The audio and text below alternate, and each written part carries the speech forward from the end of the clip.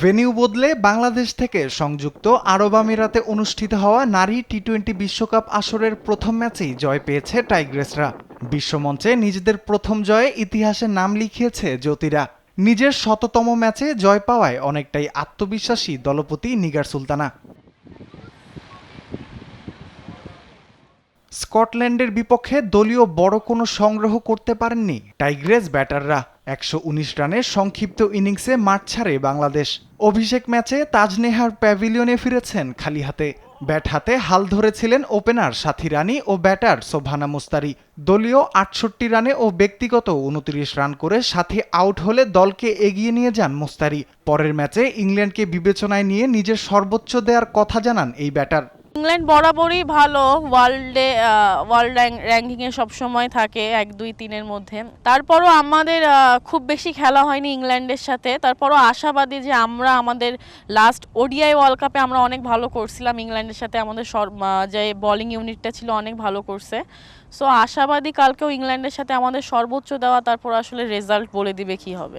Happy বলবো না, কারণ হয়তোবা আরও টিমকে কিছু দিতে পারলে ভালো লাগতো। হয়তোবা আমি খুব খারাপ মুহূর্তে আউট হয়েছি, নিজের 50 রানও হয় নাই। তো আমি থাকলে হয়তোবা রানটা আরও ১২০-এর জায়গায় ১২৫ও হইতে পারতো। তো আশা করব এইরকম ক্রুশিয়াল মুভমেন্টে যেন আউট না হই। আমরা সেমিফাইনালে যাওয়ার জন্য যে ইংল্যান্ডের সাথে আগামীকাল ম্যাচ, সেটা তো অবশ্যই আমরা কাউন্ট করব যাতে জিততে পারি। আর বাকি যে ম্যাচগুলো আছে সেগুলো আমরা ধরার ট্রাই করব। ১২০ রানের টার্গেটে বাংলাদেশের বোলিং দাপটে মুখ থুবড়ে পড়ে স্কটল্যান্ড। মারুফা, নাহিদা, ফাতেমা ও রাবেয়ার একটি করে উইকেট থমকে দেয় স্কটিশদের। ৪ ওভারে মাত্র ১৫ রানের খরচায় ২ উইকেট নেন ঋতুমণি। আরও ভালো পারফরমেন্সের প্রত্যাশা এই পেসারের। র্যাঙ্কিংয়ে এগিয়ে থাকলেও ইংল্যান্ডকে কোনো ছাড় না দেওয়ার কথাও জানিয়েছেন ঋতু। মোটামুটি বেস্ট টিম, ভালো টিম। তারপরও হচ্ছে আমাদের দিক থেকে কোনো দিক থেকে ছাড় দেব না। আমরা আশা করছি আমরা যদি একটা টার্গেটে দিতে পারি, উইনটা আমাদের কাছেই আসবে।